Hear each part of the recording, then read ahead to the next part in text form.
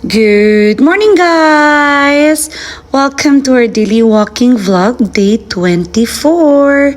Yes, back on track na ta, guys. Di na ta busy. So, balik na ta walking whether we like it or not. Kay bugat na kay siya sa paminaw.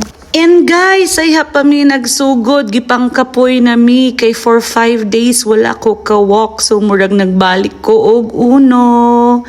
So maano to siya, nag-exercise mi, mga 15 minutes rin siya nga exercise guys, ay mi, muuli, para lang magtulo ato ang singot guys.